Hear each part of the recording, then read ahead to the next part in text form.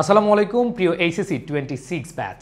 তোমরা writing part নিয়ে অনেক বেশি টেনশনে আছো, আর টেনশন হওয়ারই কথা।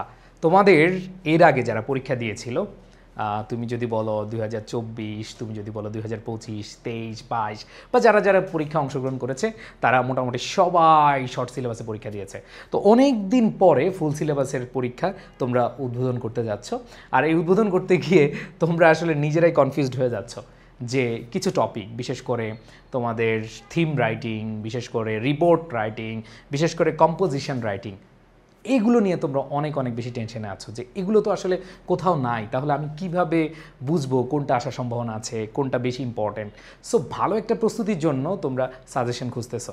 সো এই সাজেশনটা হচ্ছে আমার প্রাইমারি সাজেশন, এবং তোমরা এখন থেকে যদি এই সাজেশনটা ফলো করো, আশা করি তোমাদের প্রস্তুতি অনেক অনেক বেশি ভালো করবে এবং ফাইনাল পরীক্ষাও ভালো করতে পারবে ইনশাল্লাহ। এরপরে টেস্ট পেপার অ্যানালাইসিস করে বা টেস্ট পরীক্ষা অ্যানালাইসিস করে ফাইনাল তো আসতেছে, কোনো সমস্যা নেই। বাট এই মুহূর্তে তুমি এই 10টা কম্পোজিশন তুমি ভালোভাবে শিখে ফেলো।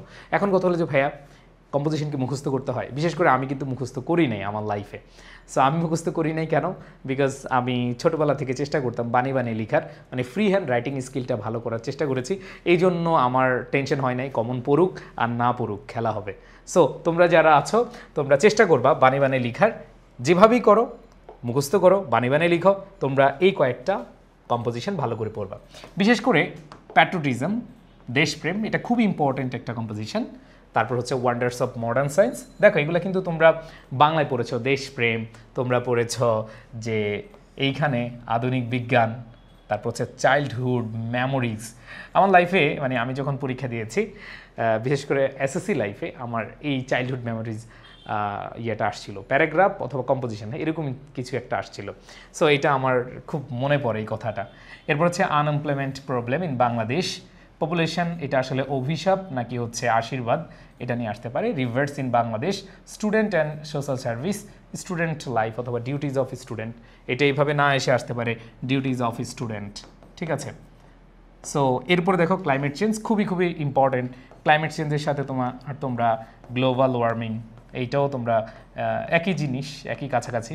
সো এখানে তোমাদের গ্লোবাল ওয়ার্মিংটা আছে। Natural beauties of Bangladesh, the importance of female education. So এই কয়েকটা কম্পোজিশন তোমরা পড়ে ফেলবা।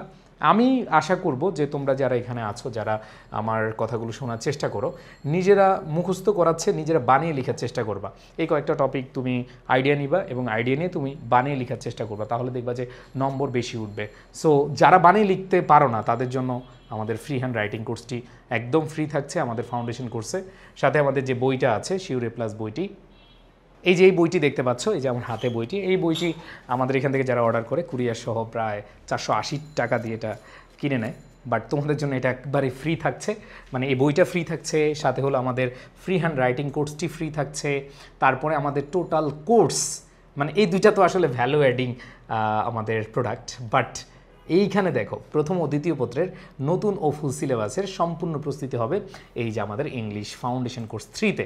তোমরা যারা ইংরেজি নিয়ে ভয় পাচ্ছ, ফুল সিলেবাস নিয়ে ভয় পাচ্ছ, একেবারে নতুন সিলেবাস নিয়ে ভয় পাচ্ছ, সব কিছু শেষ হবে আমাদের এই ফাউন্ডেশন কোর্সে। সো দেরি না করে এনরোল করে নাও। মাত্র 1299 টাকায় বই পাচ্ছ। ফ্রি হ্যান্ড রাইটিং কোর্সের দাম কিন্তু আমাদের 1550 টাকা, এটাও ফ্রি পাচ্ছ, সাথে কোর্সটাও ফ্রি পাচ্ছ, সব কিছু ফ্রি। এবং 1299 টাকায় তোমরা এনরোল করতে পারো।